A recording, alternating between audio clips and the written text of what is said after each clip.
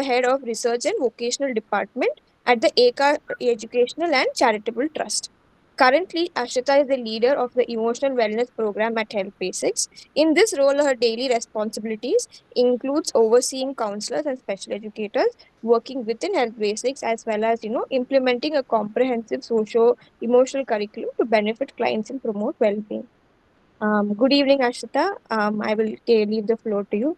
Have a good session. Thank you, Laksha. Thank you for the kind introduction.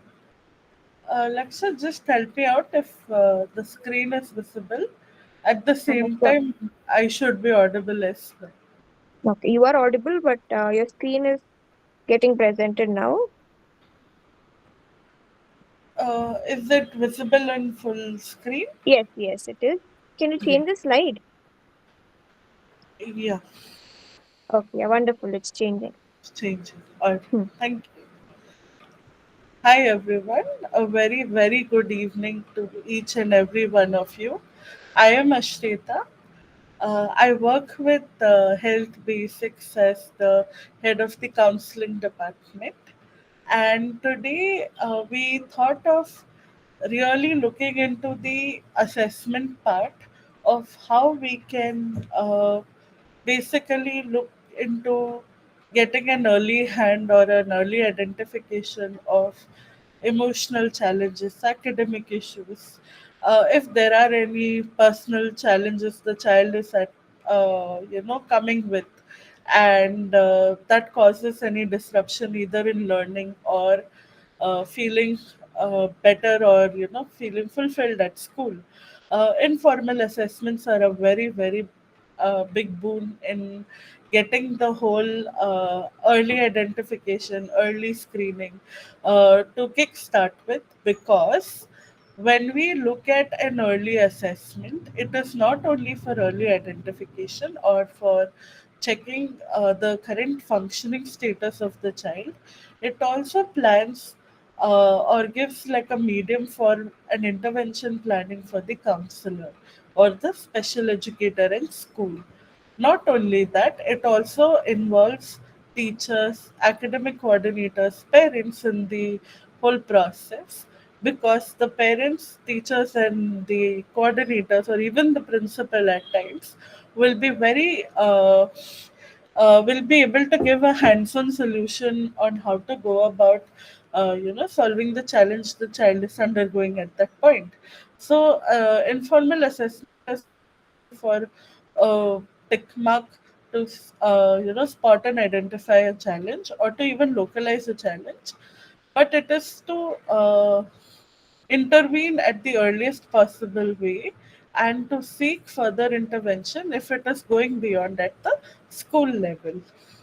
So, with that being said, uh, the word informal assessment, as it is, sounds very disorganized and chaotic. When I say chaotic and disorganized, means there is no statistical evidence to why we should conduct an assessment. A very simple analogy I would take: when we go to a hospital for a blood pressure checkup, the person, the nursing assistant or the nurse would take would put a BP monitor across her arm and check for the pulse. Now, at the end of the blood pressure check, the nursing assistant tells you that it is your BP is really high, and you ask, "What does it mean if my BP is high? How do you know it is high?" And they look at you and say, "Yeah, your BP is high. You need to, make modifications in your lifestyle." But this doesn't make sense. On what basis do we say it is high? On what basis do we say low?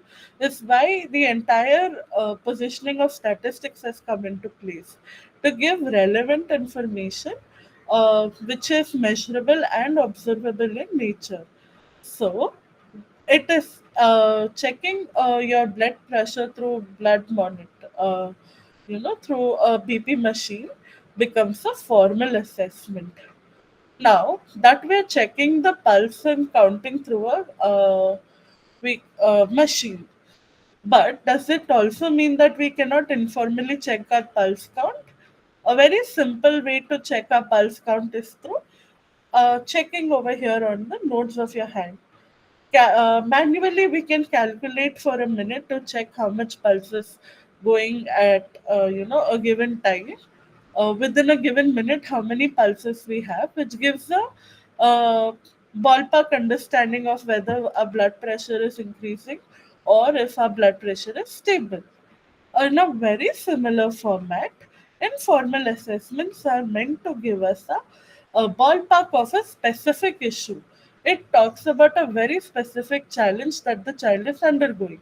For example, if the child has a very, very chaotic uh, um, uh, planned day, meaning the morning the child missed the bus, parent had to drop the child home or to the school, sorry, the child has come to the class and found that her chair is missing, and somebody else is sitting in her place. Now she's really upset about that. Then she realizes she forgot her homework notebooks at home, and the worst part is that teacher is not believing her that homework is completed. Now the child is telling, I have finished my homework, but teacher is not ready to listen to that. Then how will the child's day go?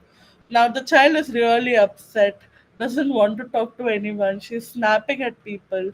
So if this thing continues over the day, that means it is a bad day for the child. But if the similar behavior is continuing for weeks and months together without any trigger or without any reason, then that needs to be assessed. But is it that disturbing or that severe that needs to be assessed by a medical professional or by a clinical psychologist? No, it is not a very severe issue. So, what exactly is the challenge? That is where informal assessment will come into place. So, informal assessments are very carefully planned and very organized way they are assessed and implemented to really understand how we can get specific information that we are looking for. Now, the informal assessment will go in two ways. Either the counselor or the special educator will give the information to a clinical psychologist or to a doctor outside, a medical professional outside, or they can start creating interventions within the school campus itself so that the child is given intervention at the earliest. So that is where decision making comes into the picture. Now let's go for a case. ABC is a 6-year-old child in grade 1 who is unable to sit in one place. She is frequently getting up from her seat and she wants to interact with other students. But she does not get any positive attention from her peers or teacher. Some often she yells loudly in the class when she is bored and tries to run outside her classroom to play in the sports area. No student eats with her because she spills her own food and everybody's food and smiles at them after spilling the food. However, her focus is seen during art and crafts class where she is compliant and attentive but will still make a mess of the craft sheets that are presented to her. See, there is a very systematic disorganization in the child's personal life. If we see here, she is not able to sit in one place.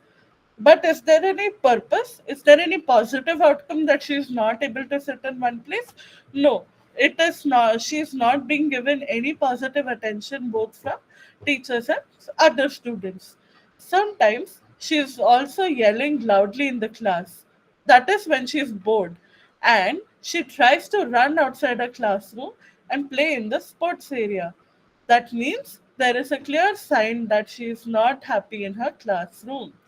Now, to make matters worse, her own classmates are not eating lunch with her because she's spilling her own food and she's spilling everybody else's food.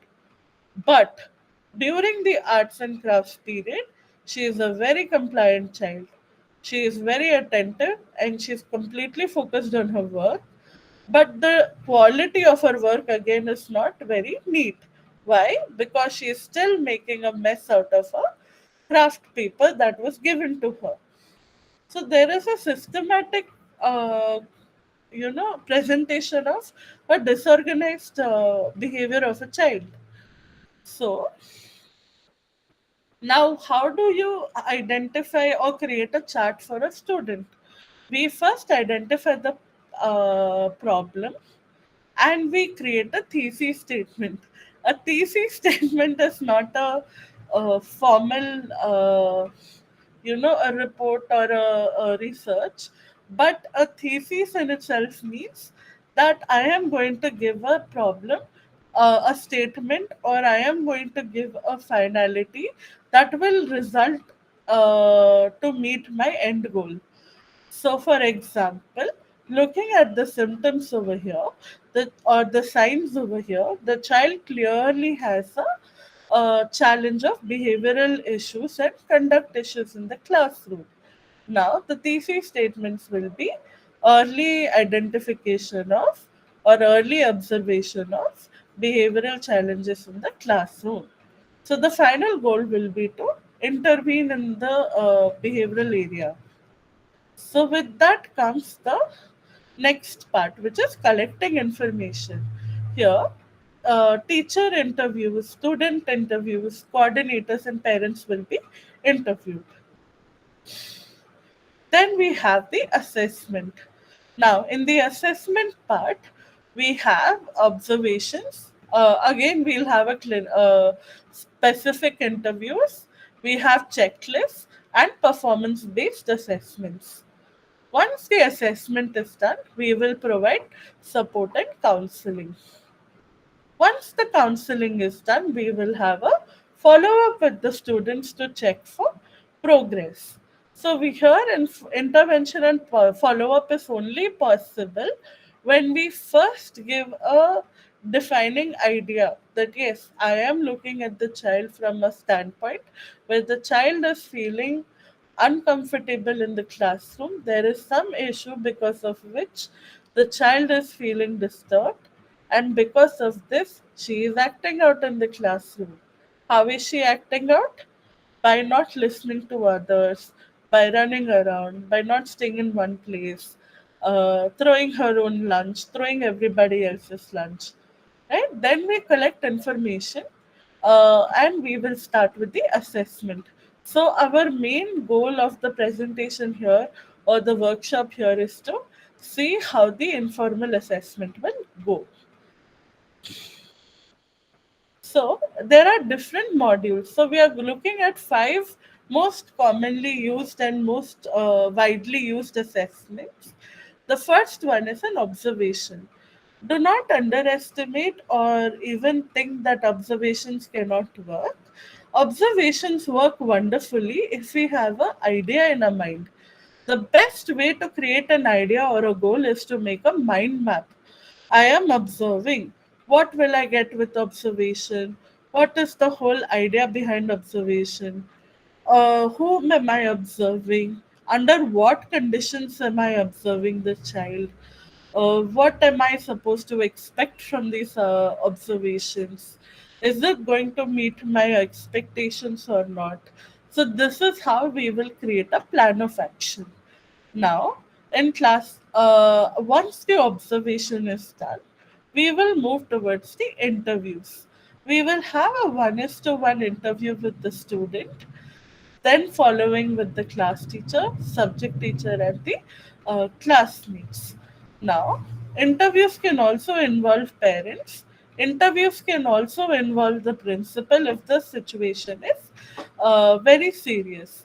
But parents will not directly be interviewed because we need to build a idea or a plan of action. Without that, we cannot involve a parent.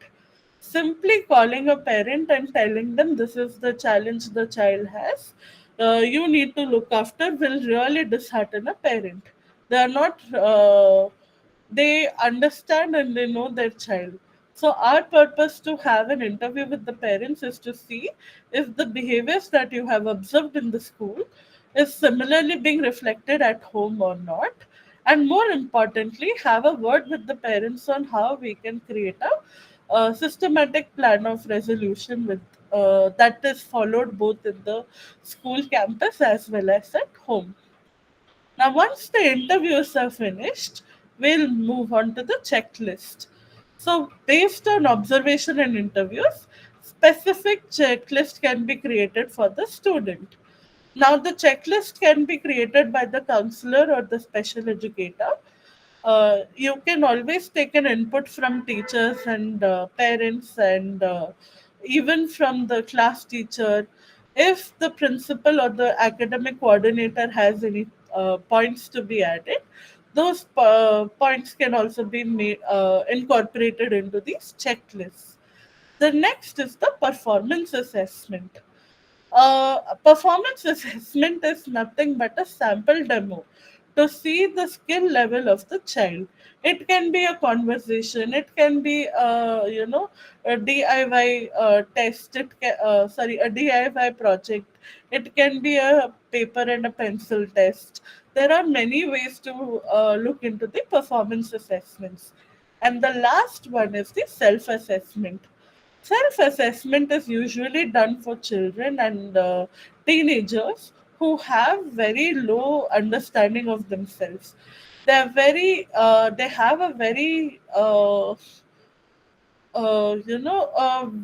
perception of themselves that does not match how others look at them. For example, they may not feel confident, they may feel easily. Targeted by the others, but self assessment, more importantly, helps us understand the insight level of a child. How strong minded is the child?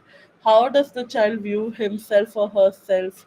Is there any distortions in their ideas or cognition or in their perception? This is something that self assessment can reveal when the child undergoes this test. Now, when we talk about the observation checklist, the first thing is the classroom observation. In classroom observation, it is very important to look at the attention span of the child. Ideally, we have the Miller's magic number, which is 5 plus or minus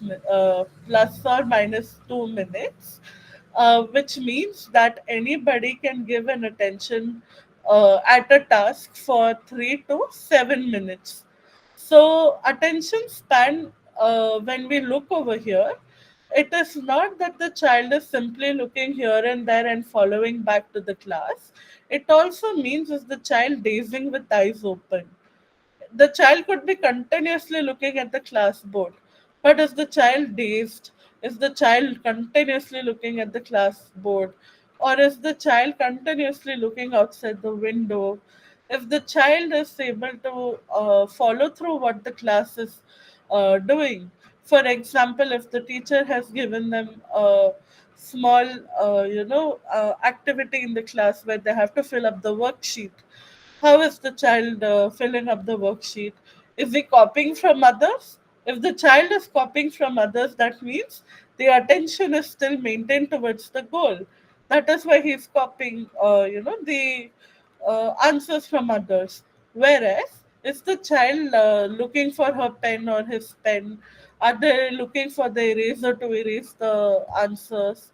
Are they looking for any scale or a protractor to draw lines in the worksheet? And are they using that as an excuse to not complete the worksheet? Are they continuously disturbing others? Give me water. My pencil fell down. Give me another pencil. My sharpener is not working. Give me a sharpener. Or are they walking around in the class? Are they disturbing teacher, who is given them self work to do? Are they disturbing the teacher by saying, give me a class, give me your home, help me with the instructions, give me this as a homework, I can't do this right now, or why do we have to do this, or can I sit next to you and complete this? These are the ways that the child can get distracted. Now, is the child able to follow classroom instructions? If the instructions are clearly given to the child and they're to the point, so is the child able to follow without any hesitation? Then we have peer interaction. Peer interaction here means, is the child completely secluded or is the child involving everybody into the nuances? Nuances meaning, if the child is alienated from the class, wants to sit alone, but if another child is sitting, they just look at the child and not really interact with the child. That also means that the child is isolated. Pro-social behavior is on the other end. Is the child leading the entire class or the entire group of students in the class towards misbehavior? Is there any problem or a challenge that the child is trying to avoid given by the teacher and is causing a huge distraction? So these are the things that a counselor in special ed will check during the classroom observation. And then the the last thing is the teacher interaction. How is the student relating to the child? Are there any personal vindications, agendas? Are there any miscommunications between the teacher and the child, where teacher has been asking the child, the entire class to complete a chapter, but the child is doing another different chapter in this, book, or is picking a different subject in a different class, teachers class, and telling them, I will do only this work, I don't want to do your work. This is how these small confrontations and the misalignment the student is trying to create, or the misalignment that happens between the teacher and the child, can get into a big hustle late, can become a big challenge later on, because there can be a resentment between both the teacher and the child, or there can be a clear personal vindication towards each other. So that is why it is very important to observe the tone and the flow of the communication between teacher and children. The next thing is more evident, which is the playground observation.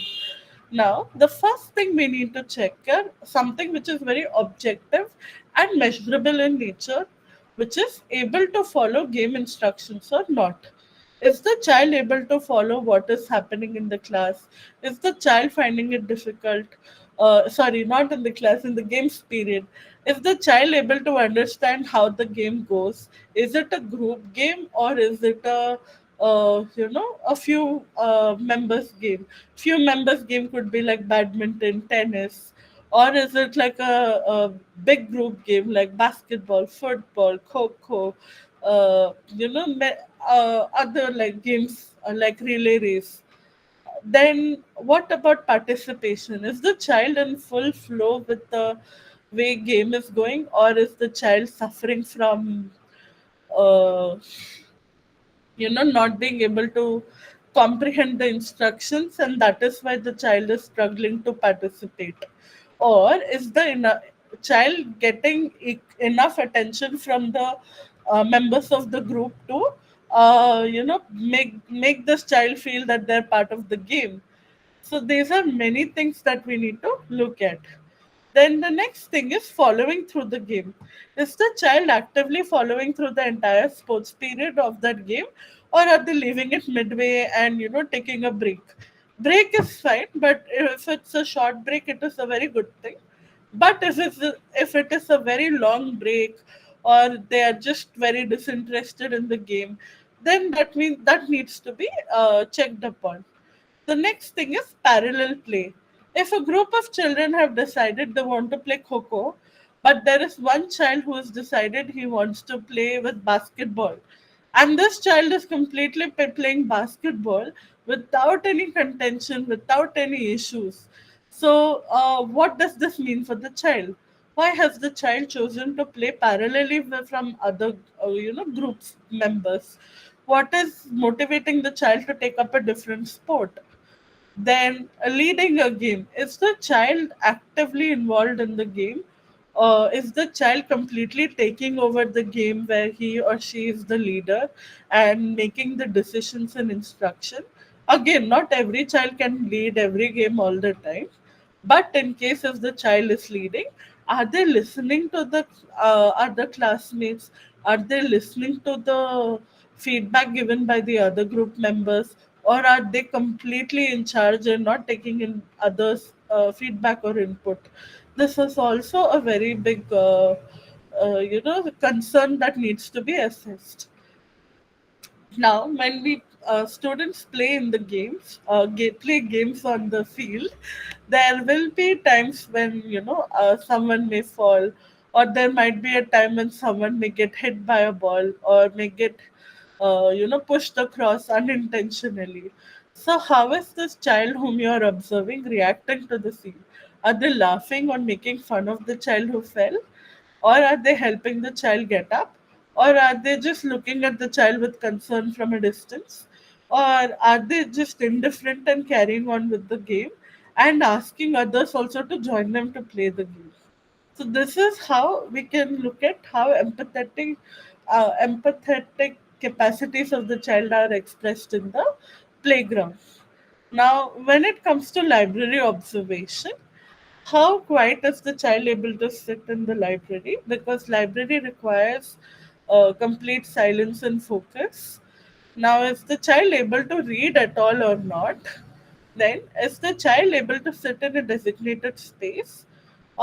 Is the child helping a friend find a book, or are they whiling away time gossiping and chatting? Now, if they're chatting and gossiping, that is also very fine as long as the volume or the tone of the voice is very calm and quiet. Are they laughing, sniggering, making a big scene in the library? That needs to be assessed. If the child is able to read, is the child able to read quietly?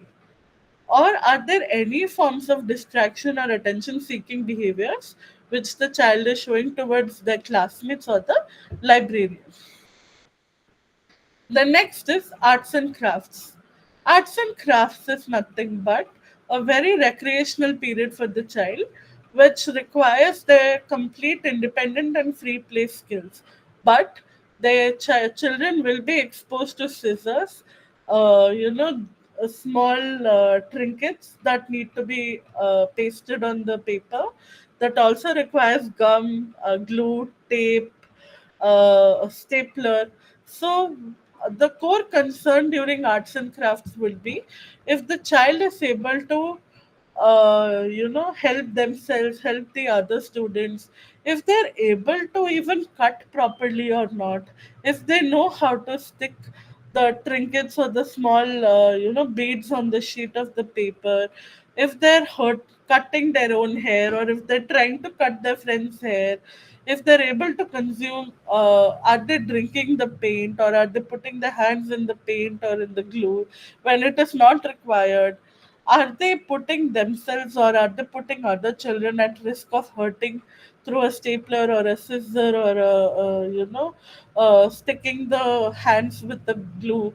Nowadays, there are like different Feviquicks that are available, which doesn't come out very easily, and you need to put acetone or nail polish remover to dilute or dissolve that paint, that glue.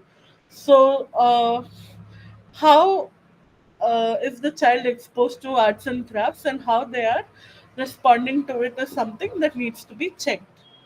The next thing is non-verbal observation. During one is to one interaction or conversation, it is very important to check the child's non-verbal behavior. Sorry, non-verbal behavior, yes.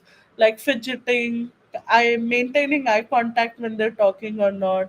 Are the child shaking their legs when they're talking or not? Pitch and tone of the voice. Then if the movement is stable or not. If the child is doodling or coloring or painting or making different shapes, are they playing with the nails? These are something that needs to be checked.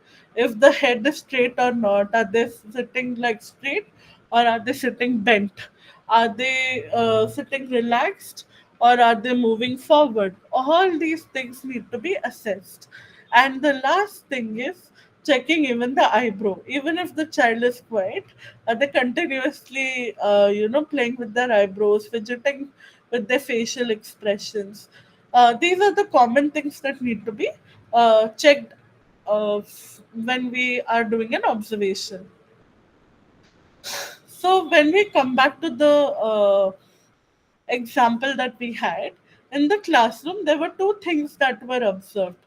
The child was unable to sit in one place, and the child was frequently up from her seat. This was the observation by the counselor. And then in arts and crafts, there was a mess of the craft sheets that was presented to her, meaning she made the mess out of the craft sheets that was given to her. But again, we don't know how did the child behave in library, playground, or how was a non-verbal observation that was not taken by the counselor. So these were the three key observations made by the counselor during the observation phase. Now, the next thing are the interviews. Please remember, every interview has a purpose.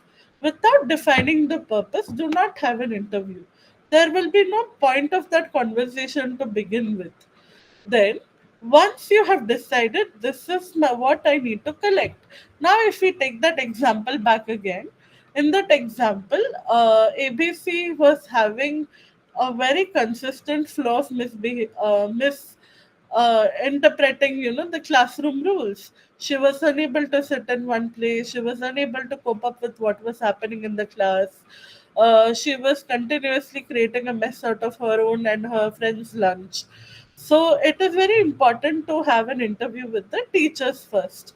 Now, in that example, teacher interview will hold a lot of weightage. So that, what do you think the child would want to be assessed upon? The child would be, the interview could go in the lines of the frequency of the behaviors, how is the child's mood, to create a plan of intervention. So, creating a plan of intervention will be the core purpose. Now, once you know the purpose that yes, I have to intervene with the child and give an actionable social skill training. And what areas can I give social skill training? Now I know that the child has very less attention, but every child has less attention. Why am I expecting this child to behave or sit quietly in the class? I know scientifically it is not possible to give 30 minutes of undivided attention towards a goal. So, why am I expecting her to give that much attention? So my idea is to intervene into the maladaptive behaviors where she's also hurting other students. So with that purpose, I will collect the information or any of the information in the interview. It has to be very factual. It has to be to the point, meaning the observations that are made by the teachers. The child does not sit in the class at all. I can't tell you, I'm so done with the child. She just doesn't want to listen. It's a very, very vague statement. When you say the child doesn't want to listen, Eh, on what conditions is the child not listening? When is the child not listening? How often are you presenting that condition where the child has not listened to you? For example, if the teacher is asking everyone in the class to open up their English books to start a worksheet, how often is this child not able to open the English book? How often is the child looking clueless in the class? So that needs to be written down in the interview notes. The next is measurable. That is measurable. How often, how frequently is the child not able to open? Now, in observation, what will happen? Is the child really opening English book or is she opening another subject? Is the child opening a storybook and starting to like sketch or draw on it? Or is she really opening English book and looking confused? or did she at all carry her English book or not. So those will be the observational things in nature. The next is causing a challenge for student and or others around the student.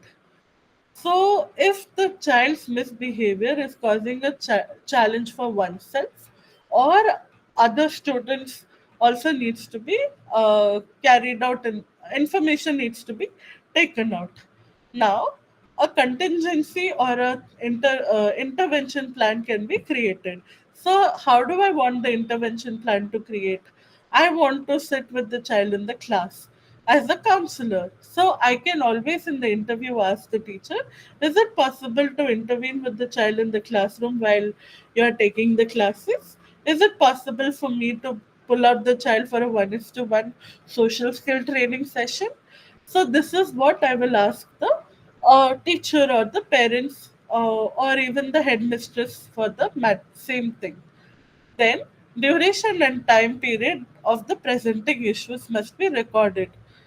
For how long, uh, the issues have been going on? How did you notice the first sign? Have you been keeping a track of this? Can anybody else verify for the same thing? So this is how we need to keep a track record.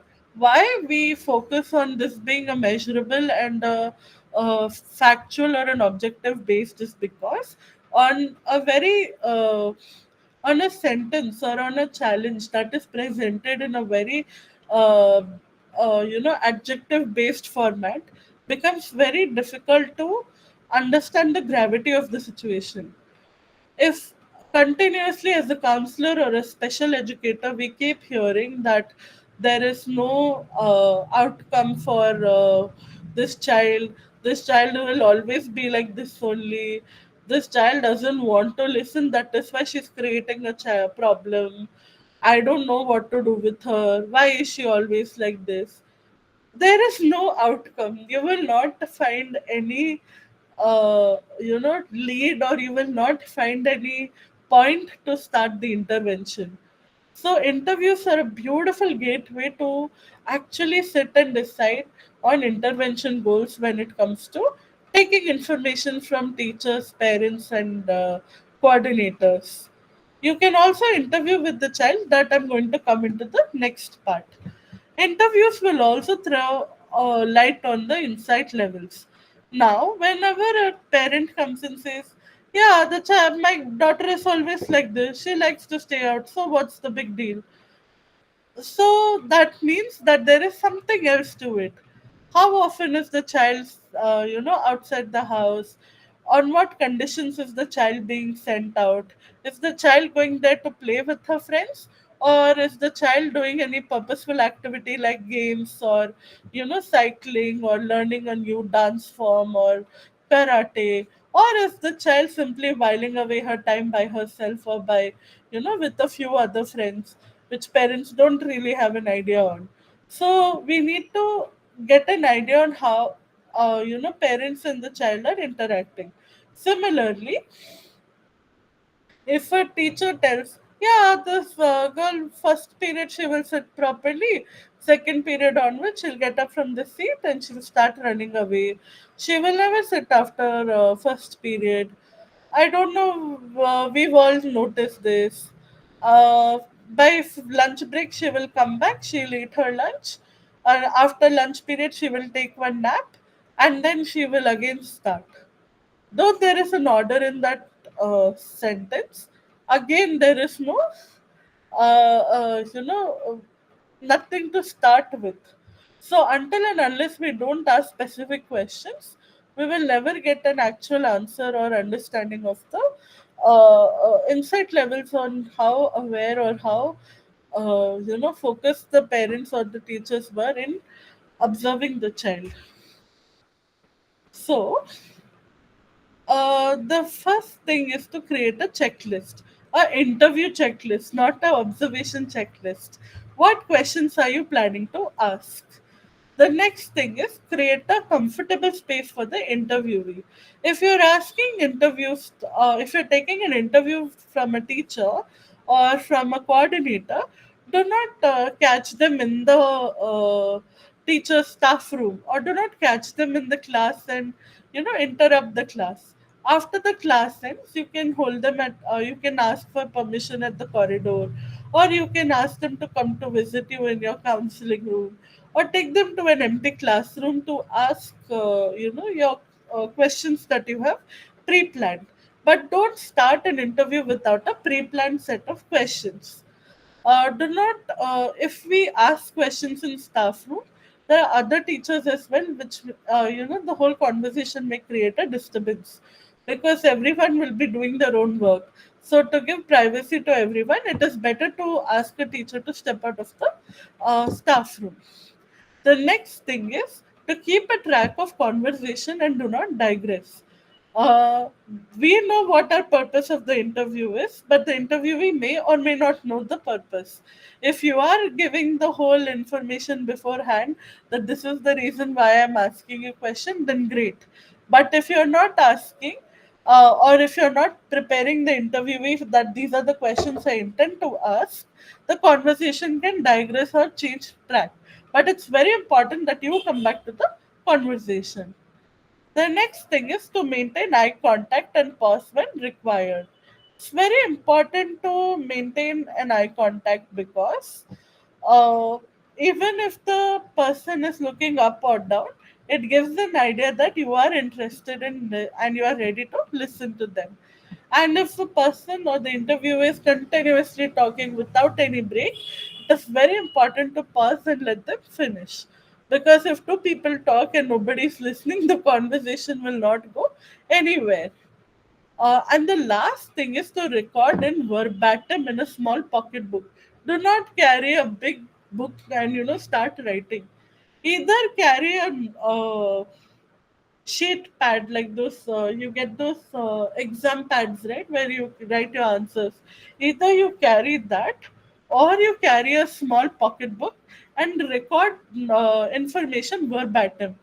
How you will interpret and understand will come when you are documenting the case, but at that time do not miss out on the words. Record the tone, the voice modulation, the non-verbal cues as well when we are making a record of this.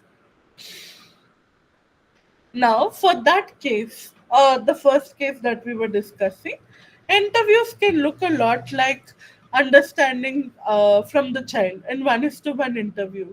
How do you like your school? Do you have any favorite subject? What do you like about your school? Do you have any best friends?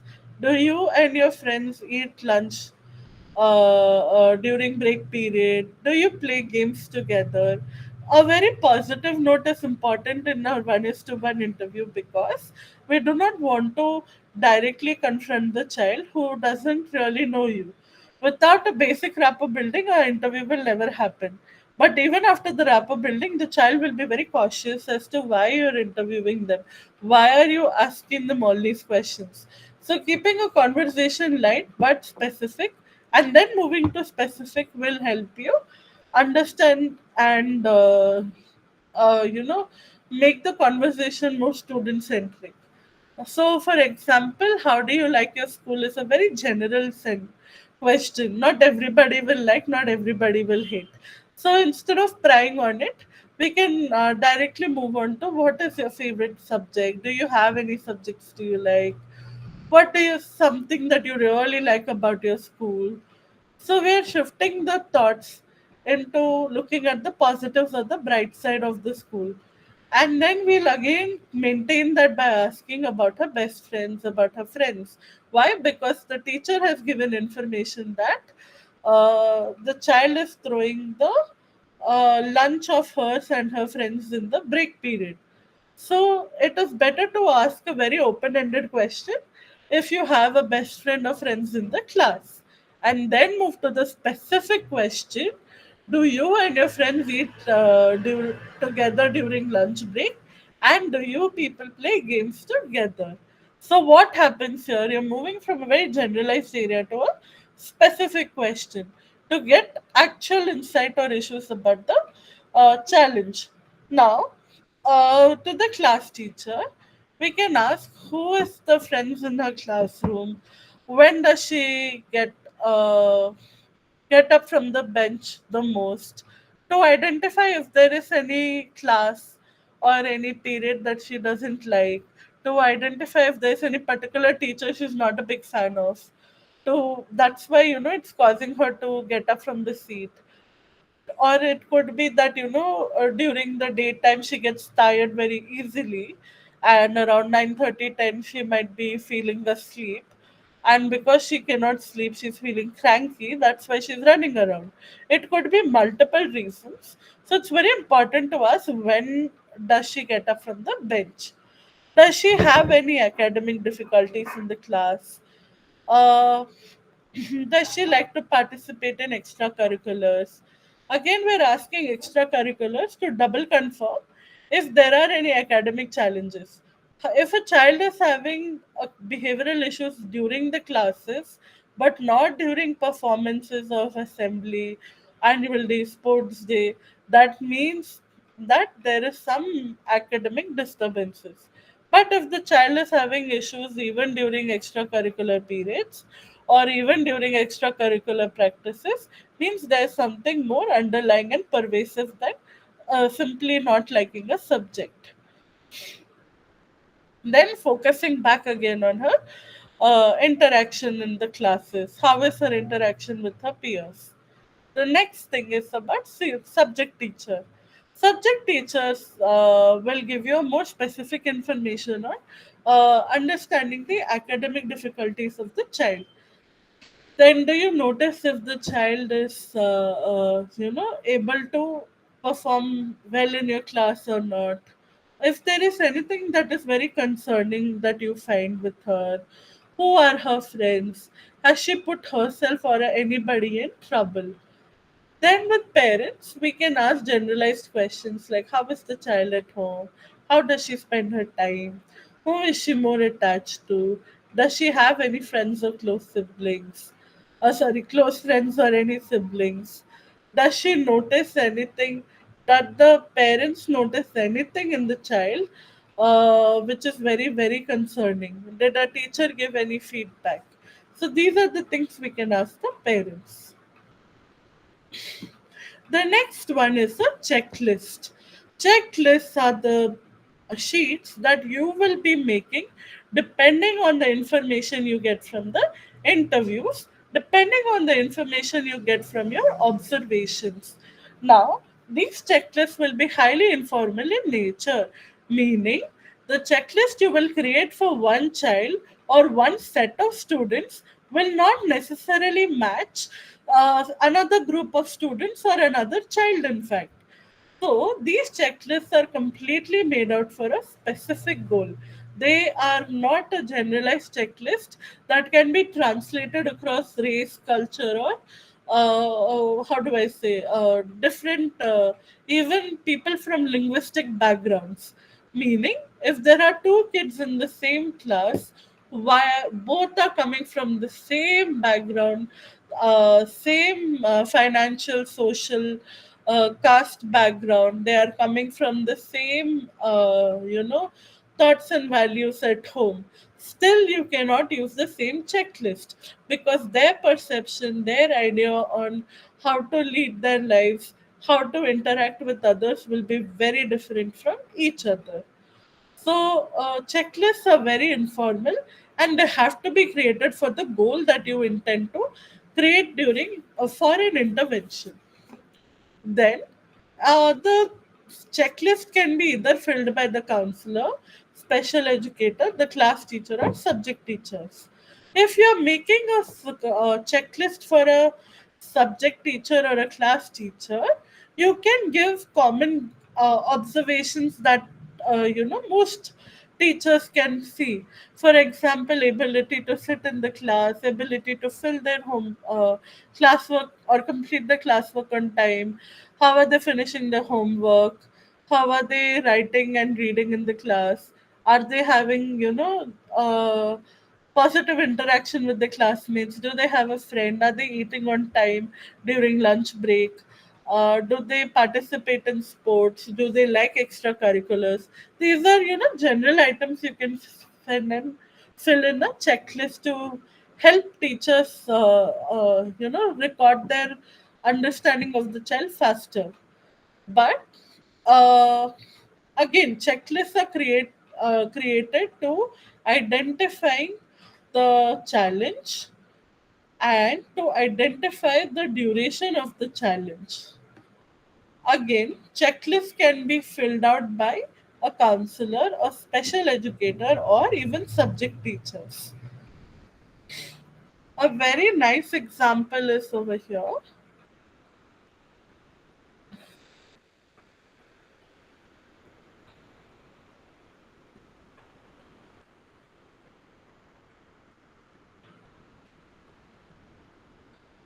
I hope you can see. During the class time, does the child often seem distracted or lost in thought? Does the child follow instructions given by teachers? Does the child show sudden changes in mood during lessons? Does the child get frustrated or angry with classwork? This is during group activities. Again, is the child willing to participate and collaborate with classmates? Does the child intend to dominate the group or act overly controlling? Do classmates or peers seem to avoid or complain about the child?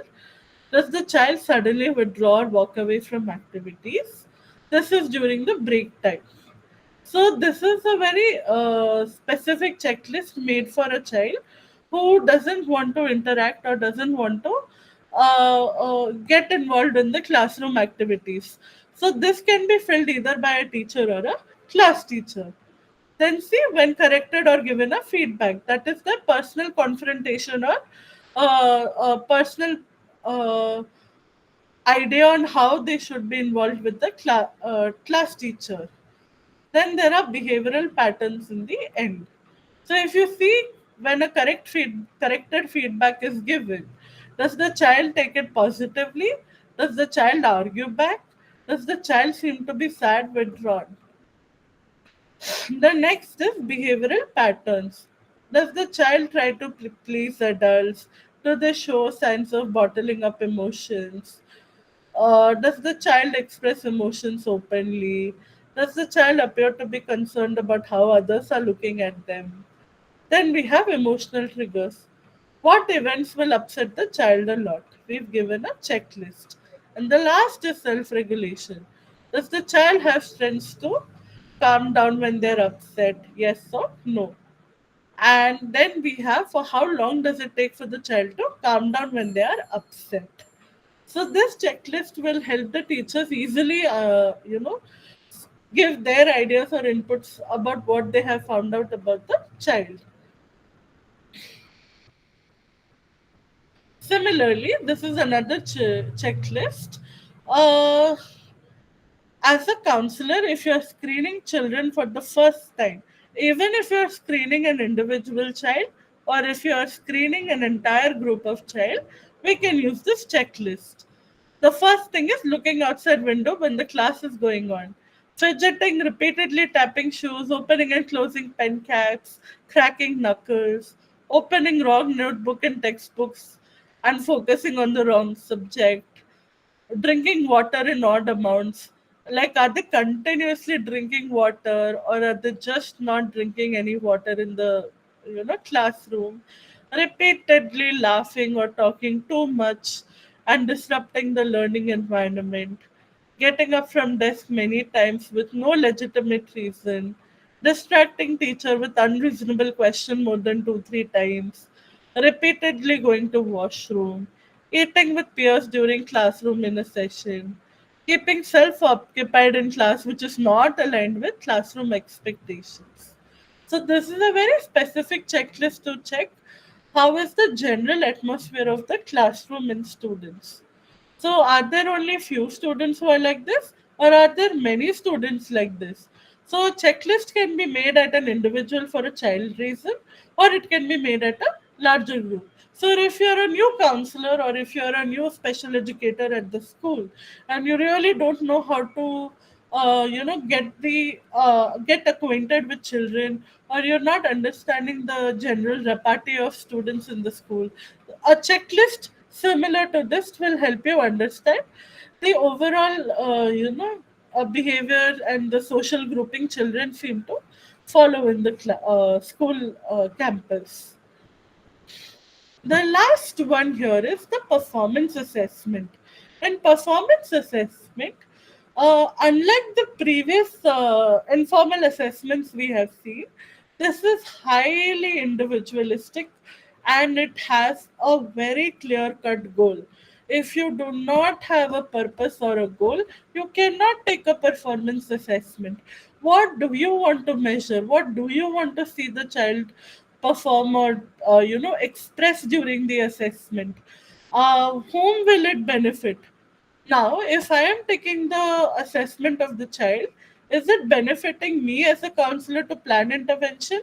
Is it benefiting the student, as the student will understand, oh, this is what I am doing wrong, or this is what I have been doing right? To get the child itself becomes more self aware, or the insight development happens. Or is it benefiting teachers or parents? Okay, so the child is not able to do write letter B and confuses it with letter D. That is why the spellings are wrong. That kind of an insight the teacher might get, or even a parent might get an insight or an idea. So my child is not a bad child. It means that others are disturbing because she thinks that she is not a good child. She is disturbing others to get attention, and that is why everyone is misunderstanding. So my child is not really a bad child. She is feeling insecure. So that kind of an awareness also comes out in performance assessments. Now, why is the outcome very important? What will you do with this assessment? If the assessment will not happen, will it make a difference in the child's life? Now, that is the why reason for an assessment. Now, why it's very important, because a performance assessment will give you a reason, it will give you a benefit of doubt, and more importantly, the outcome can be mostly towards intervention. The outcome can be to give a classroom level awareness of a child, and it can also be given to build a better bond between a parent and the child, or the students and this child, or even teacher and the student. So this outcome is very, very important to understand why we are doing this. Without any planned outcome or a planned reason or a purpose, performance assessment will have no value. Then what do you want to assess? Now, once you have given the purpose, now coming to the point. What are you trying to assess, or what do you want to assess? Now, let us look at the child in the first case. The child is consistently not able to sit in one place. The child is not able to interact with others properly. She's throwing her food and others' food. And arts and crafts, she's by herself. She's very happy. She's even compliant to the instructions, but she is not able to follow arts and crafts. She's making a mess out of the craft papers given to her. So, is there any fine motor difficulty? That also needs to be checked. And why is the child very in an organized fashion, a very having a lot of disciplinary issues in the classroom? It is very systematic there. She's not able to sit in one place. By the next period, the child is out. Continuously is disturbing others. She's not getting any attention from her students or teachers, but still she's getting up and leaving from her desk. She's continuously distracting herself and others. Why is there so much of a consistency? Is she feeling distressed at home? Is there some emotional distress that she is carrying with her to the school? Is there some personal challenge she's not able to overcome? So this is what we need to check. Now, depending on that, we will create a performance assessment. And It will also help you with planning an intervention. If it is an emotional challenge, then I can give her a lot of self reflection worksheets. I can plan her intervention in terms of boosting her self confidence by addressing the challenge that she's undergoing. If she has a loss or a grief, I can probably give her a coping skill. If she is stressed out for some reason, we can find an alternative behavior for this. If it is just avoiding academics, I can do an academic assessment to see how we can remediate her, learning situation. So these are the potential outcomes that you can, note down when we have a performance assessment. Now, performance assessment is done in following terms. Role playing. Role playing is a very good way to fit into the child's shoes to really see what is happening. And the child will fit into the role of the character whom she or he is getting bothered by. So, both as a counselor and the child will have a beautiful insight into what is the whole reason or a challenge the child is not able to perform or even follow the classroom rules.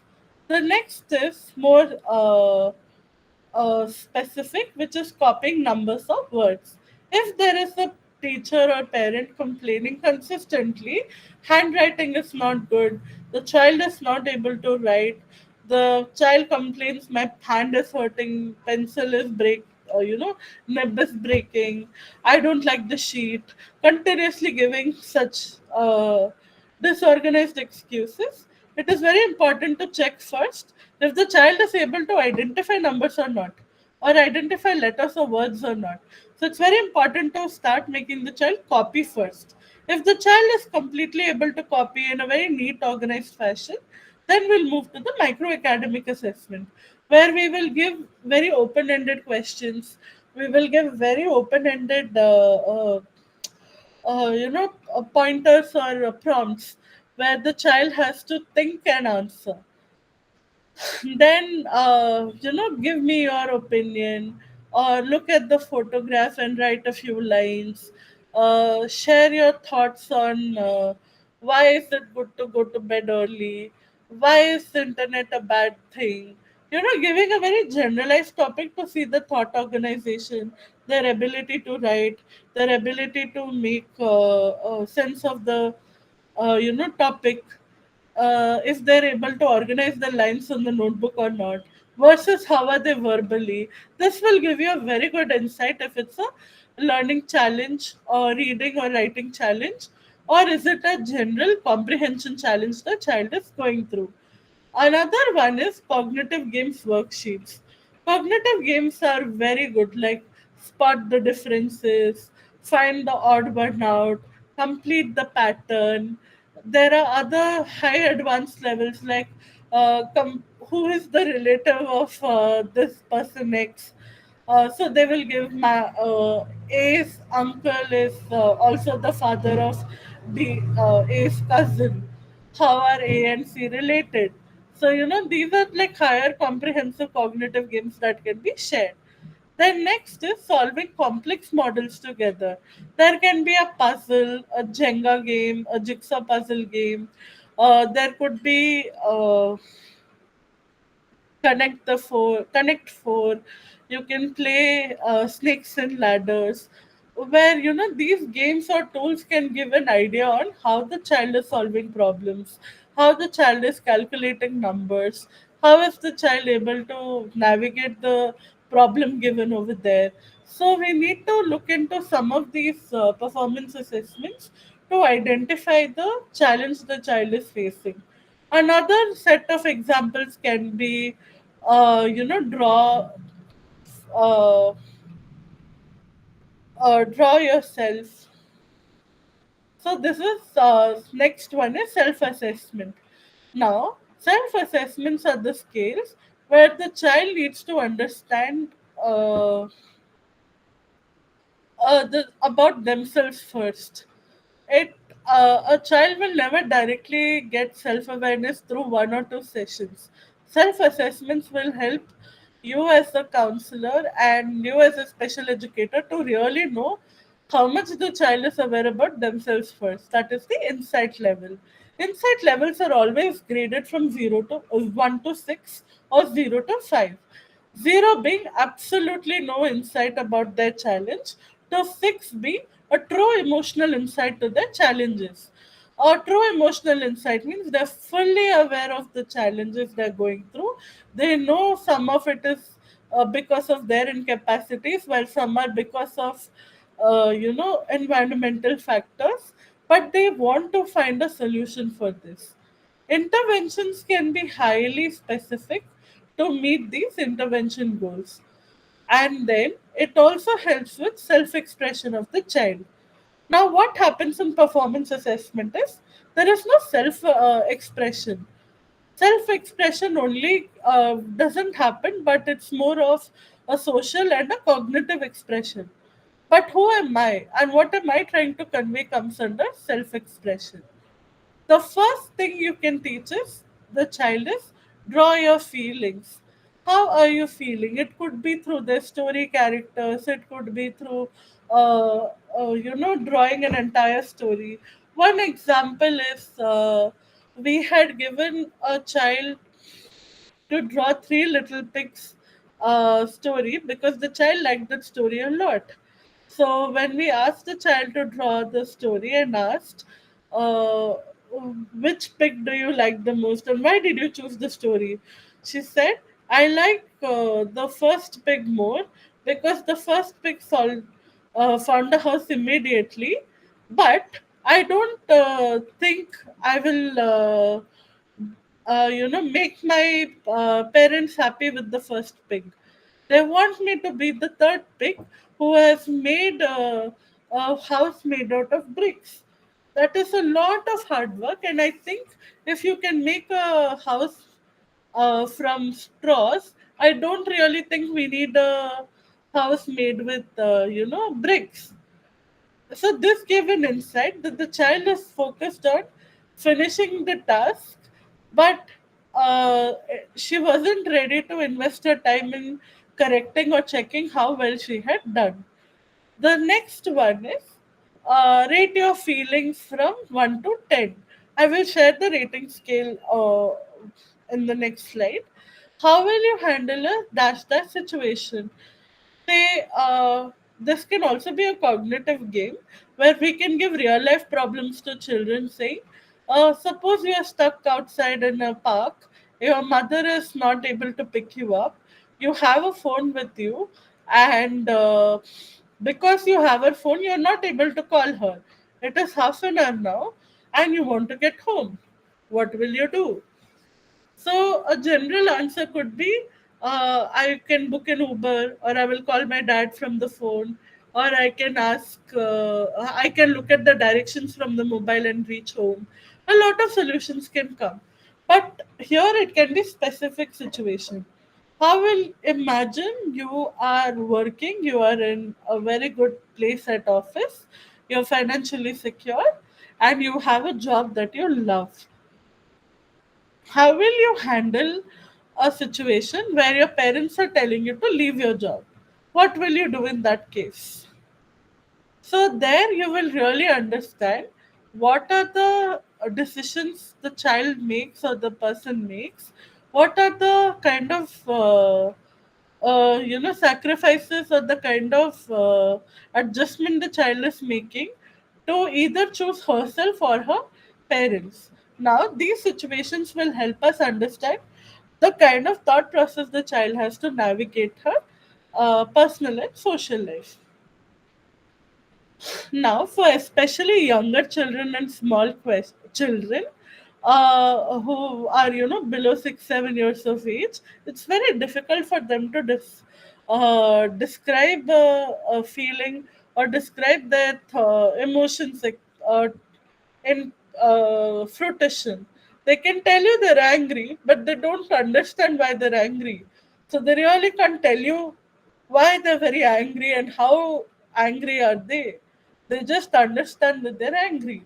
So when they start assigning color to different objects or to different things, they can really say, I am angry in red color. How red is the color? How, is it a light red?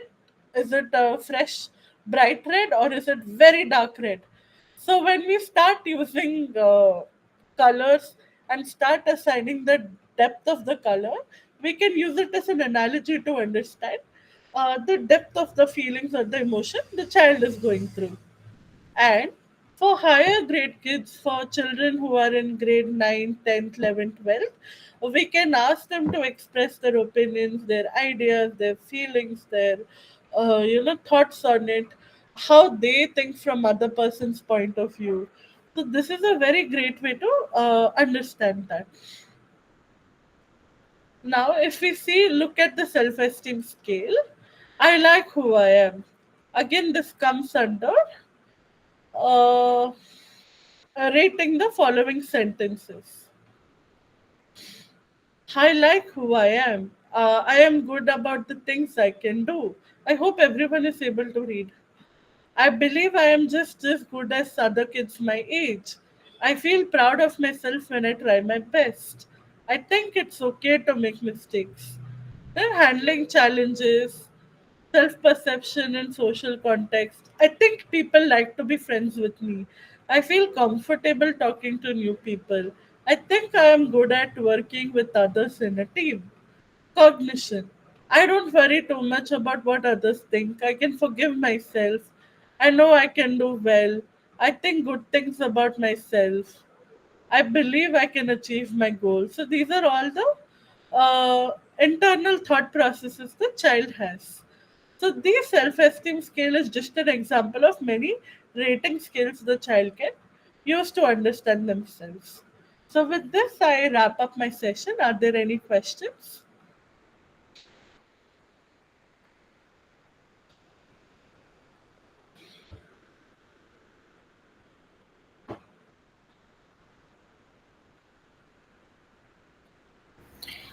Uh, yes. Hello, Ashrita. This session was very insightful. I was like glued to the monitor as well as your class the whole time. It was like such a really interesting thing, and I was very much in need of it too. Thank you. And regarding the question, I was like, I wanted to know, like, um, as I am on the lookout for a job as a school counselor, I was like wanting to know like how to make these informal checklists. Okay, is it like we'll have to make it ourselves, or it's like will it there be in schools, or how is it? Understood, Isha. So you're looking at the origin of the checklist, right? As No, to no, what not this checklist. I mean, normally, how do we actually? generally you're looking at, like, how is a checklist made, right? Is it Yes, like how made by how is school it for made, or yeah, do we have to make it ourselves depending on the child's needs, or is it like provided by the schools or institutions that we are working? So that's it. Thank you for this question, Isha. I think it's a very important question. When it comes to checklists, there are two types. It's very simple: formal and informal. Formal checklists are mostly designed for a challenge or a disability or context. For example, we have Rosenberg self-esteem scale. We have ADHD rating scales, countless ADHD rating scales. We have a checklist for autism. We have a checklist for conduct disorders, for child behaviors as well. It's called CBCL.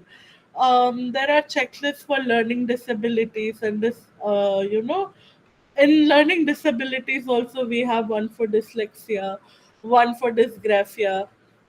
The challenge with these formal assessments is that they are very centered to an idea, and the whole purpose for creating an informal checklist is to fit the checklist to the child's requirement and not to the child to that idea.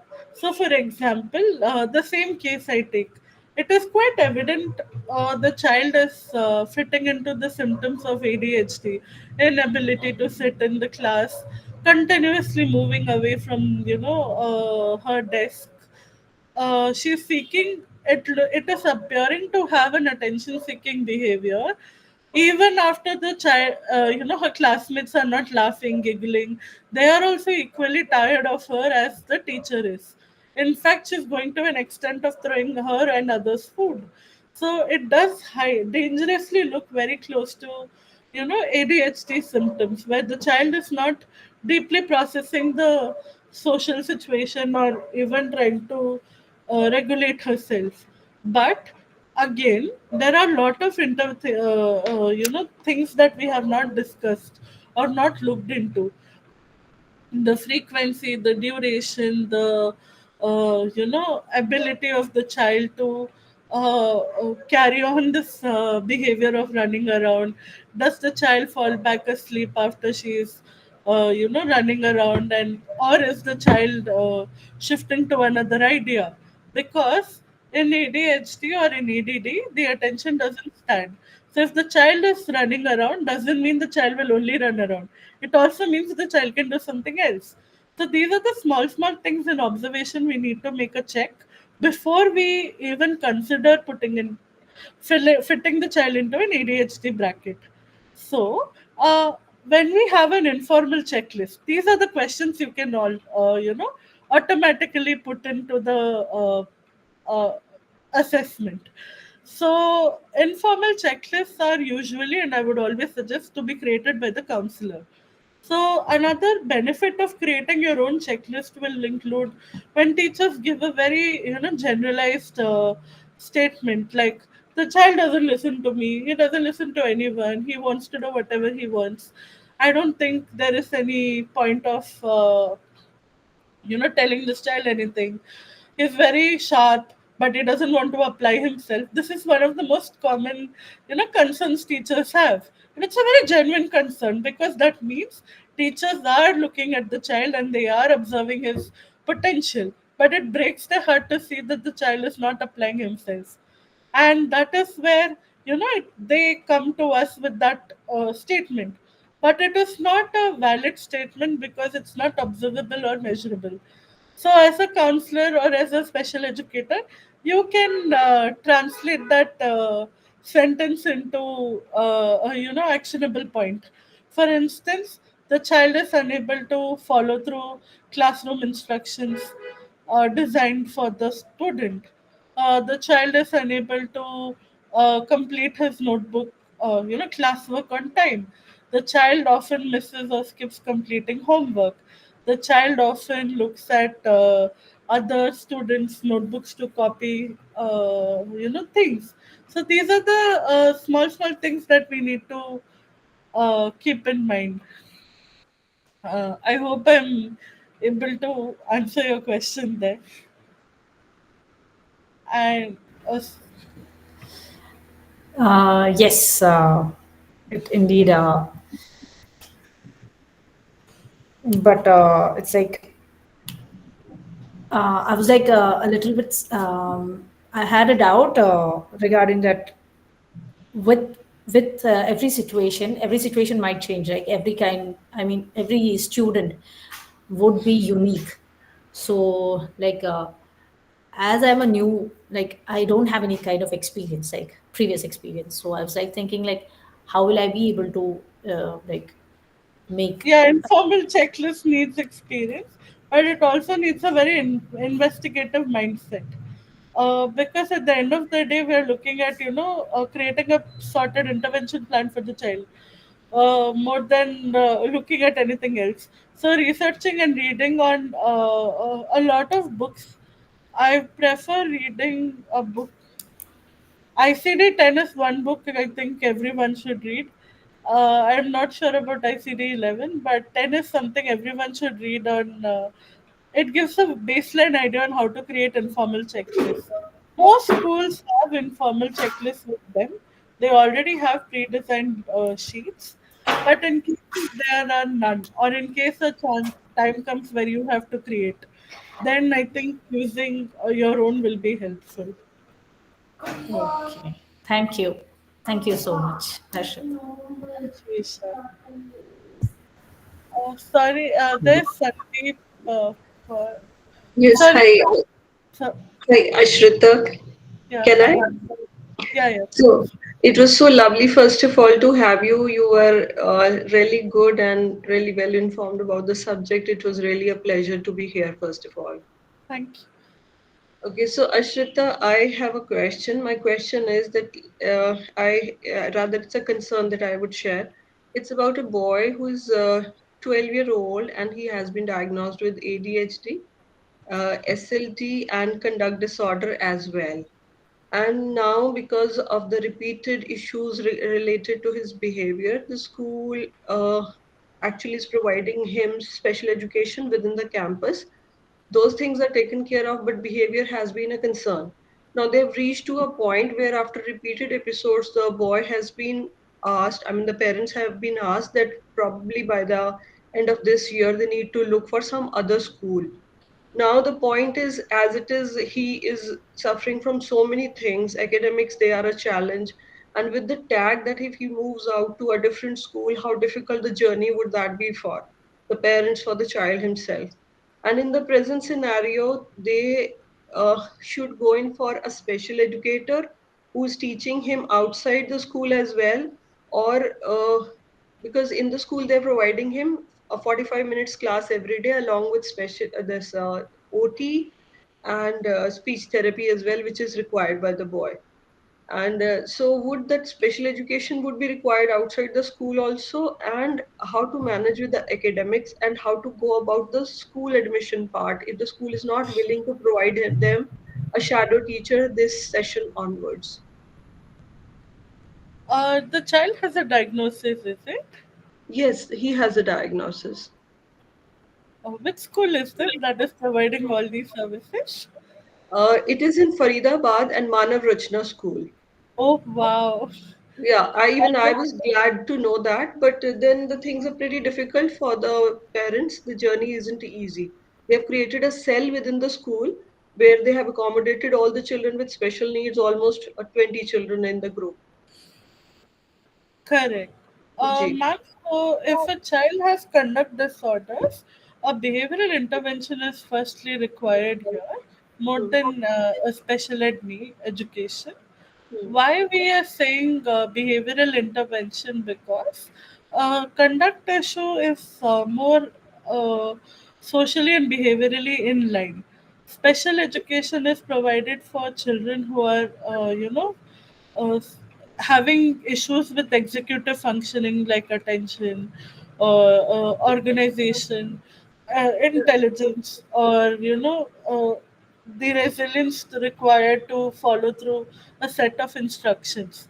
right. Whereas this child doesn't seem to, I mean, from what you have said, I feel a behavioral intervention is required where goals have to be set and mental toughness has to be created for this child.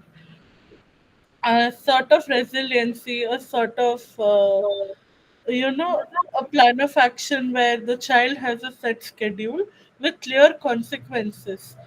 It doesn't have to be in always monitored or a structured environment, but consistency in instructions are very important here.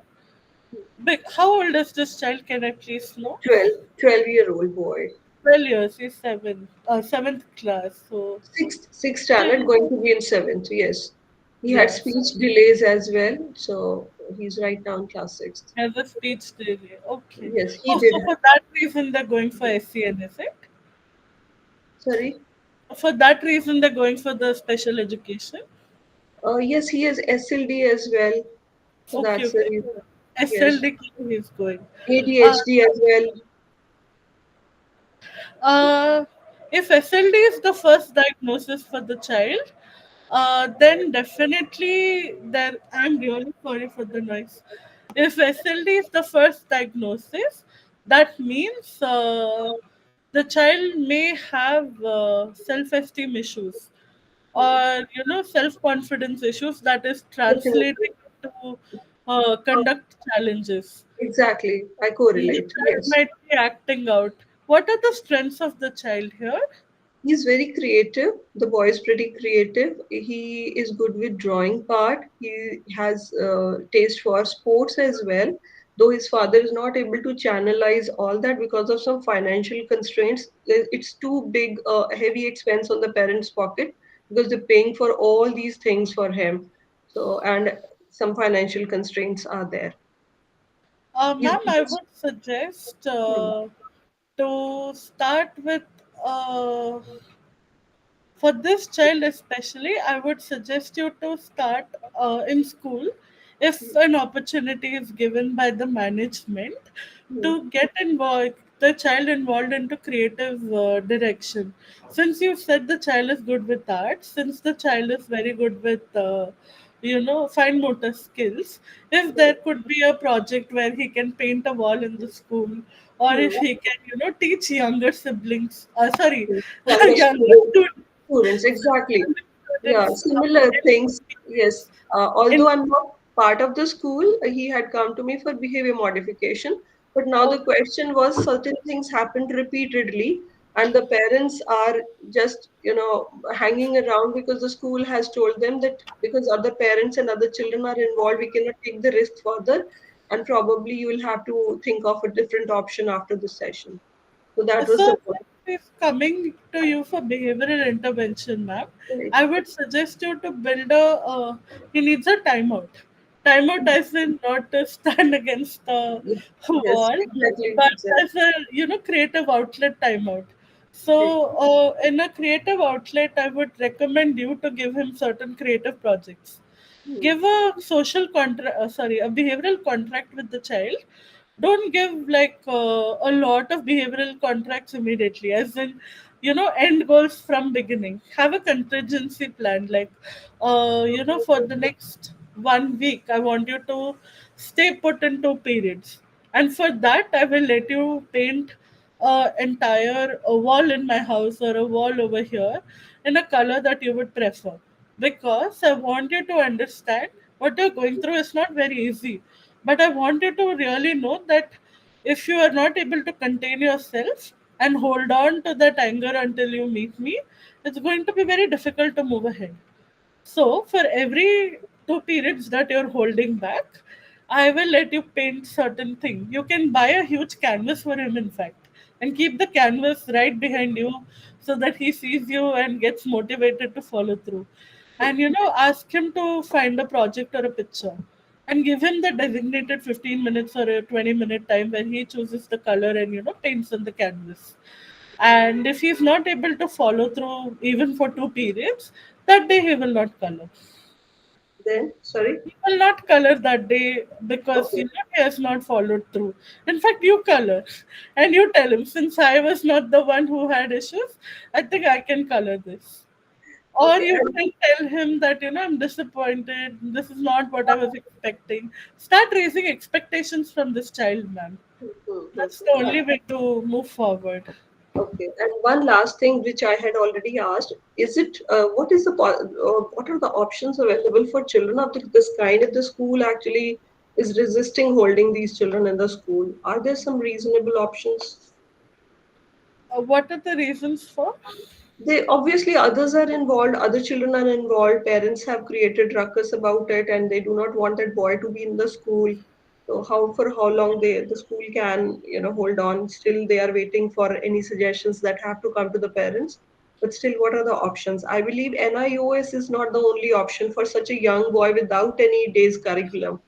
I mean, what to do Ma'am, now? so in my experience, when I was working as in a vocational department, actually, what have we used to do there was we used to encourage children with a lot of learning challenges. It is very easy to, like I said, label a child, label anybody with conduct issues, ADHD, learning disorders with very few symptoms. And actual, questioning and deeper understanding is required. And from I will never accept a child with SLD to have a conduct disorder, diagnosis, because from my experience and from what I've seen, it is a way of them acting out and a way of them to channelize or prove themselves for the low self-esteem that they're perceiving within.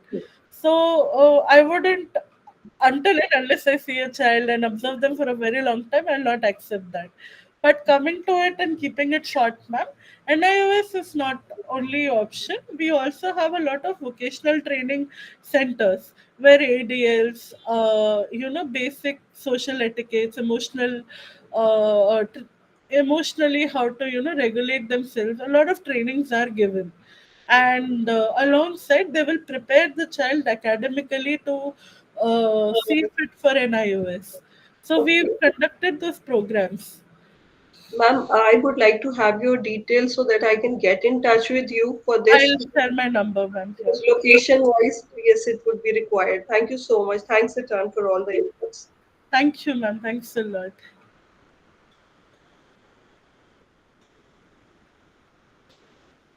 Sorry, there was someone else who had raised hand.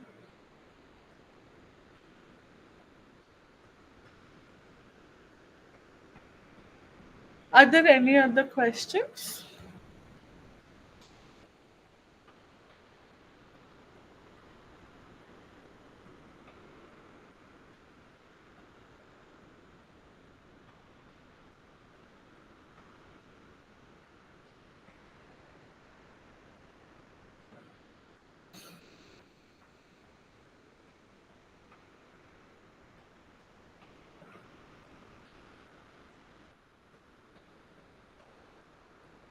Hi, Komal. Hello. Hello. Good evening, ma'am. Hi, good evening. Ma'am, I'm Sunny Grover, husband of Komal Grover. So my question is also like Sandeep Kaur ma'am asked. I want to ask about my child only. He is much Please. active in. Hello. Yes, sir, I can hear you. Uh, he is much active in the waste activities like roaming in the class here and there, not at all listening. But in the study, he is not at all active. If he force them, he will write. Whatever you want, he will write. But by its own, he is not writing in the class. How long have you been observing this for, sir? Oh, for the last 2 years, 1 year, I can say, because now only he entered into the UKG. UKG. Now only the written work has started. He's a small child, sir. Sorry, ma'am. He's a small young child. He's just 5, 6 years old, No, I no, think. no. But madam is not agreeing there. Madam is saying, no, this is the issue. You do this, you do it. Even she told you can go to some other school. Has the class teacher said that or the principal said that? Class teacher. That's okay. They're not the final decision makers for, And sending I the can. child out of school or not. It comes to the principal who has to decide. And, the thing is, it's a very common thing. I mean, you cannot expect 4, 5-year-old children to be in one place. It's actually very, very wrong for us. But when I got trained under a principal, she told me that the children have an attention span of 3 to 5 minutes at best. So if the child is having a very low attention, average child, not a specific child, average children have an attention span for 3 to 5 minutes. So multiple breaks are very important for them to come back to the class and to give them that commitment to work. Secondly, sir, if you are insisting for the child to write in the class, it is easier for, I would suggest you speak to the teacher and ask her to divide the work throughout the day instead of giving everything in a go. Ask the teacher if he can take a small break where he can go outside the class for a minute or two, take a walk, come back, and write it down. So Mhm. he is also happy, the teacher is also happy. He's very clever. After half an hour, he will tell, I want to go to washroom. I want to go to Yeah, washroom. they will Even he will tell not all look. that. They're telling all that because nobody is signing a deal with them. No, if you sign a contract saying that I want you to finish writing a sentence, and after Mm-hmm. that I'll give you a break for 1 minute. You can run and come back. You see the difference Mm-hmm. how it will make. Okay, this I will try. Try this with the teacher. Ask them if they can give a break or not. So do not panic or worry. A teacher can never, it's not in their control or their duty even to see if a child can be given TC or not. Uh, Mm, Teachers don't have that thing. Only the principal can say it, correct, and correct. that too the situation has to be very Very very serious. severe. This is not Mm. a severe situation. This is one out of every two kids. Okay, I one other thing is further, certainly suppose he's watching. Tell me, ma'am. and I'm assuming he was born during COVID times, so Yes, yes, exactly before COVID, 6 January 2020. After that, only COVID came. so during the COVID time, so you've seen yourself how difficult Yes. things are for everybody. Imagine the child not knowing also would have felt the difficulties of home. He must have seen the interaction at home. He must be also needing time to, adjust. It's a very young age to say anything, sir. I mean, Mm. till they're Okay. 8, 9 years old, One, they will be active like one, this. one other query I have. Suppose he is watching TV and I will suddenly switch off the TV. He'll be beating TV and he will beat me also. In that case, what to do? So if don't suddenly switch off anything, sir, next tell him in the count of 10, I'm closing the TV. We need to, Mm. get back to something else. Because TV is very entertaining. Suddenly, if you take off, he can't Yes. contain himself. So count to Mm. 10, sir, and close the TV. And then tell him that, let's go do the next task you have prepared for him. Don't make him sit idle. If you do, then he will want the TV back. Hmm. One other thing. Suppose when he will be very happy, na, I'll tell him, okay, we will go to market or we'll go to the ice cream shop. He'll be happy.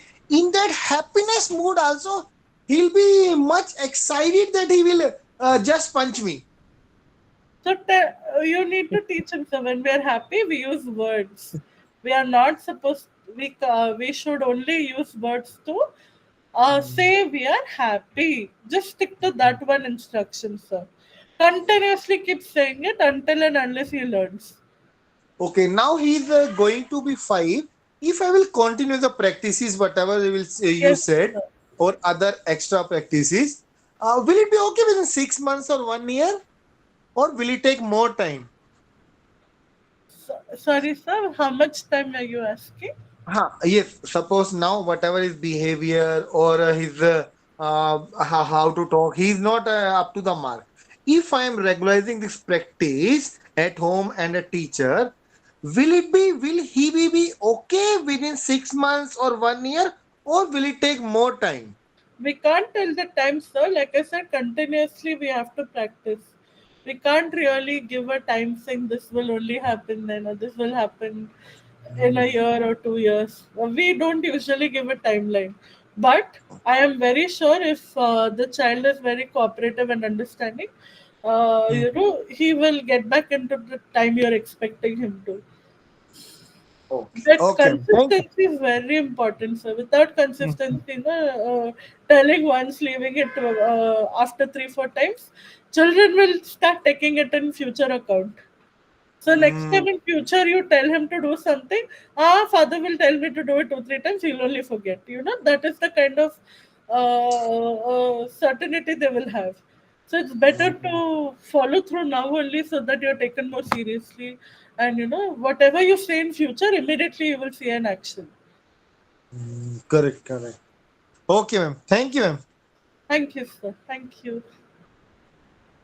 Sorry, Isha, you had a question. Yes, Ashrita.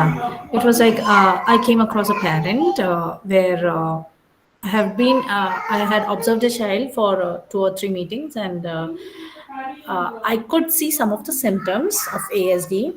It's like it was not like mild. It was like even though he had been going for like he had a behavioral intervention and he had been going for EBA therapy and all. So, but still, the parent was not like ready to accept. It was like he is not actually autistic. Teachers say that, everybody says that, but he's not actually autistic. He needs some more guidance. It's like fine to like understand them. Like from their point of view, it's like quite difficult for them to accept the fact. But for like in order like when a learning support assistant or a shadow teacher is there for them, it's like first a parent needs to accept it, right, the fact, then only we'll be able to help the child.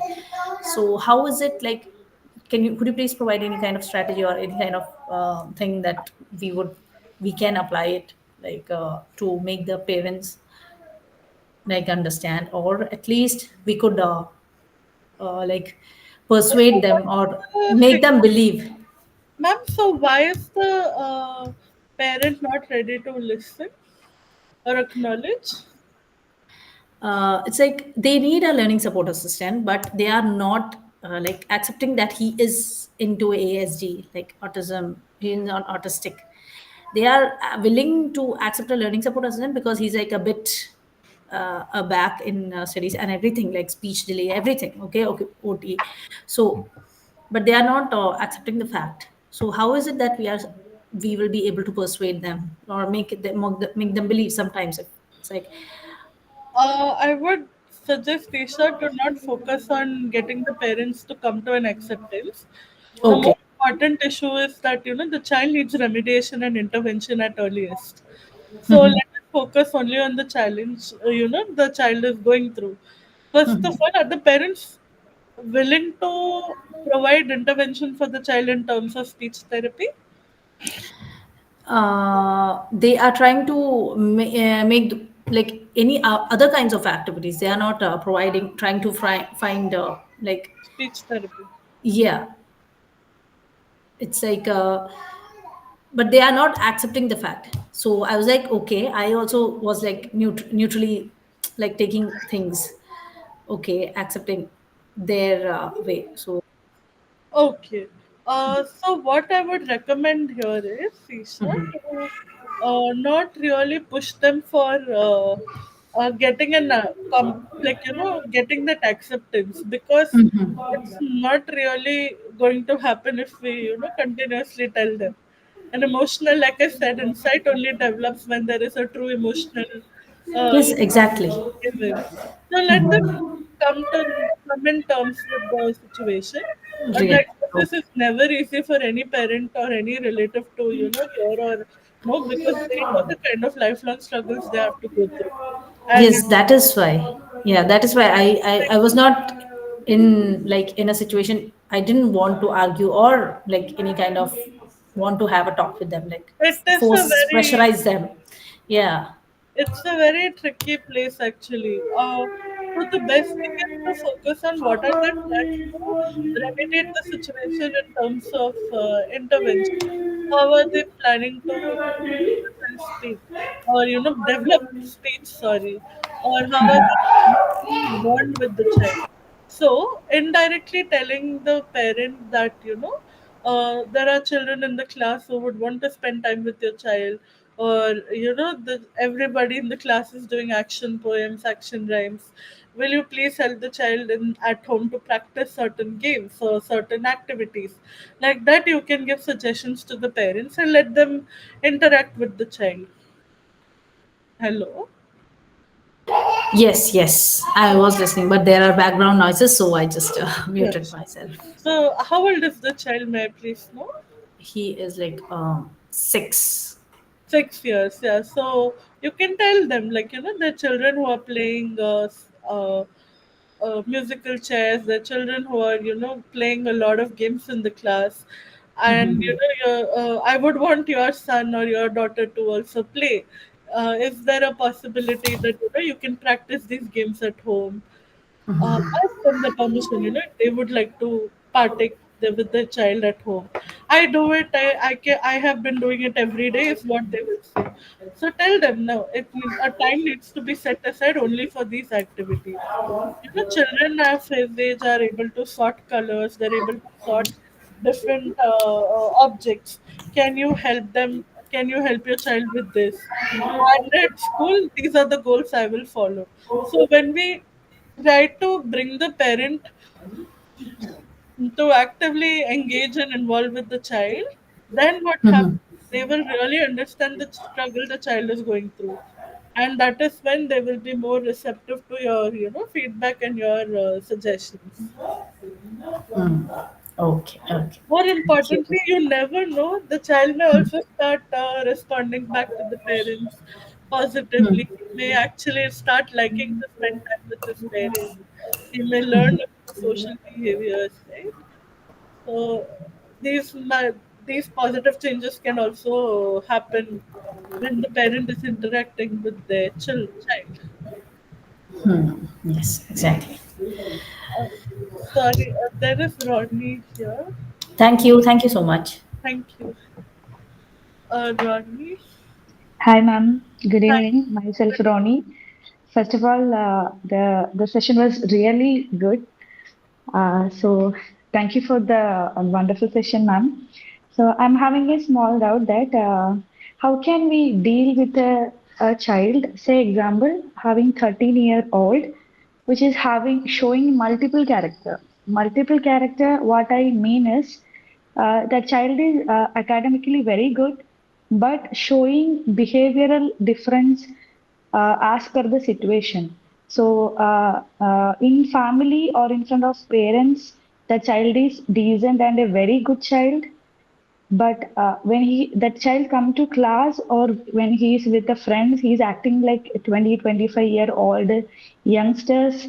And if we are asking or in front of the teachers and all, behaving like a good child and even promising that will not be repeating the mistakes again, but the child is keep on repeating the same stuff and eventually become and labeled as a problem maker. So Guys, what when are we are the trying to inform the parents, they are not agreeing that the child is having some this behavioral things as he is psychologically twisting the stories right in front of the parents and all. So the parents are not even believing what that child is doing, and so how can we deal with the such children? Rodney, I didn't understand. What is the challenge here if he's acting like a 20-25-year-old? Is he instructing or manipulating, Yeah, yeah. Yes, instructing? ma'am. That the child is actually I won't say it is a media addiction, but using mobiles, having Insta reels, all the stuff that what the youngster, how a youngster will behave, all the things he that child know. Whatever a child should be, the child is not like that. So behaving like youngsters and all, 30 plus, I have to say that 20 plus, 30 plus, that youngsters. So behaving like that. So how can we deal with such kids?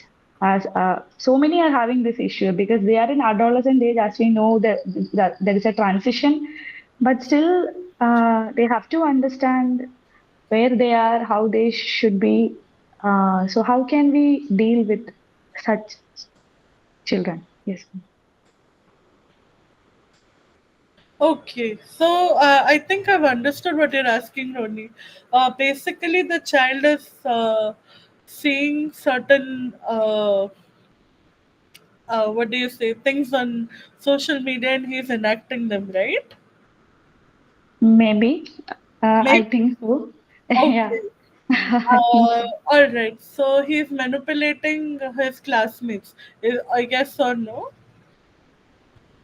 Yeah, manipulating and using the new gen languages and all, whatever a What child should not, language? what we have to say, ma'am, like new gen, the New trendy things. generation. Okay. Yeah, new generation things. So we can't blame them because the media is open in front of them. We can't blame them, but they are in a age, they should know which is good, which is bad and all. But these negative things are influencing like a lot.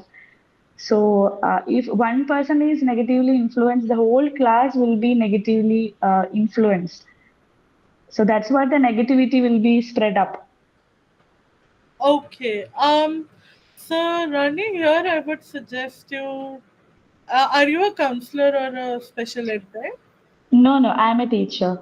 Oh, you're a teacher. Okay. Yeah, I'm a teacher, but I like this guidance and counseling a lot. Yeah. Okay. So, are you the class teacher or subject teacher for this Yes, child? I'm class teacher as well as a subject teacher. How old is the child, ma'am? 13-year-old. Okay, so he's in seventh or eighth grade now. Seventh standard. Okay. So, ma'am, for this boy right now, we need to work on since he's manipulating and he's creating a issue between peers, but has a very different facet in front of parents. He's seeking attention. So anytime if there is a inconsistency, meaning if he's not uh, showing his own age, or if he's not interacting with his peers at an age level, but is having a lot of how do I say, but has a lot of like a grown up conversation with them, or if he's trying to act above his age, there could be a chance that the child is seeking attention. It could be positive or negative, because children can make fun of him, or can say I don't understand you, or they can try to learn things from him. So, if it is causing an issue with other classmates in the class, then it is very important to educate the children that there are certain things that they can draw boundaries with, each other. Don't like pinpoint to one student. You can have a conversation on drawing boundaries, where you can teach certain sentences to children, that if you are not comfortable with the conversation, if you feel that you cannot participate in a conversation, tell the person that I don't understand this. Can you talk in another way, or can we have another topic to talk about? Where children are direct, they will redirect themselves and manage that attention seeking issue the child is having. Additionally, on a one is to one level, interact with this boy to ask how is his relationship at home, how is he, finding things at his parents, is he a happy kid or not, what expectations do parents have with their child, how often do they keep saying that they expect this child to behave in a certain way? Is the parents telling him every day like I want you to be a good boy, you have to be a good boy, or is it like a once in a blue moon thing, and he is trying to live up to their expectations? So this way we will understand what is the motivation behind all of this, ma'am. Hello. Yeah. Okay, ma'am. Thank you. Thank you. Josephine Aishwarya. Yes, ma'am. Good evening, ma'am. Hi, good Thank evening. you for the thought provoking session. Uh, just follow up question with Roni ma'am's question. The same way, if a child actually has a attention seeking disorder, both probably in a negative way by bullying the other child, seeking the teacher's attention, as you rightly said, tying the shoelace for many times, drinking water, asking for permissions, wantedly not doing homeworks. So there are a lot of things where he seeks attention every time that he needs the teacher to call his name. So in that case, sometimes when he's the the child who's been picked up by the teacher in the classroom, then this also leads to the other children to point this particular guy many times for any sort of mistakes where he was not responsible also. So how to deal Correct. with such situations, ma'am? Yeah. So yeah, that is a tricky situation where class collectively is indirectly bullying this boy by making him the scapegoat for everything. Yeah, exactly. Yeah. So this happens quite often. Ma'am, on a 1:1, you need to have a conversation with him. Uh, Make him look at the situation. Is he aware that he's the scapegoat? At times he's aware, and that also he takes as he's been like That I he's have an done. attention seeker, right? Yeah. Okay. Anyway, in a way that he's been pulled by the other child, he feels so important in the classroom. Yeah. So, ma'am, you set the boundaries in the classroom here by telling them that I can't understand so many, complaints. My ears fall short of hearing complaints. They're so negative in nature. I would rather hear positive things. So, if there's anything positive you would all like to share, take turns and share with me. But I can't hear negative complaints. It's hurting my ears a lot. So immediately you're channelizing the entire class to follow that direction. It will not happen overnight. I'm not saying it's going to happen in 1 week or 1 month, but continuously set that tone in the classroom, ma'am. Got you, ma'am. Thank. And if there are any other cases of bullying or any serious things, the children will only know that it is becoming an issue and they will only tell you. But ma'am, this is very important. You have to hear. So they will on their own regulate the complaints.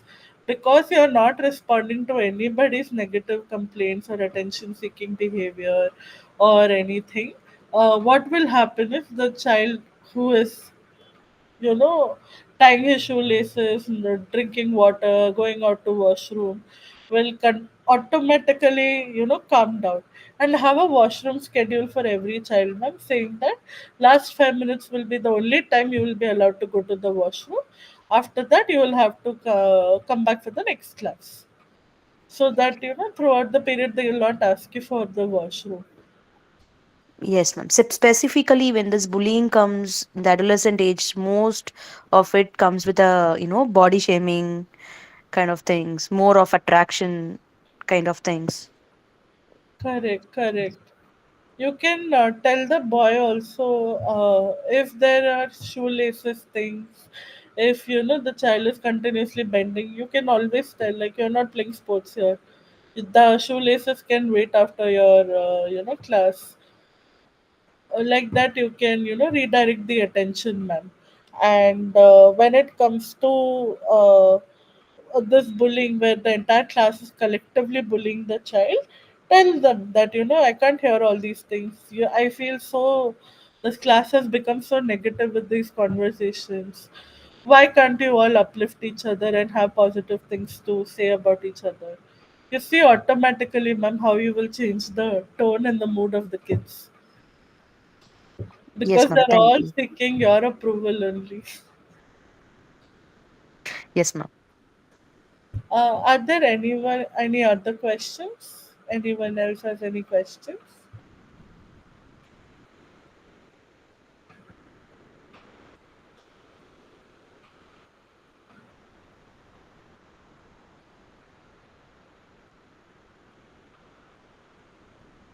So if there are any questions or any thoughts, I'll leave my number here and my email ID as well.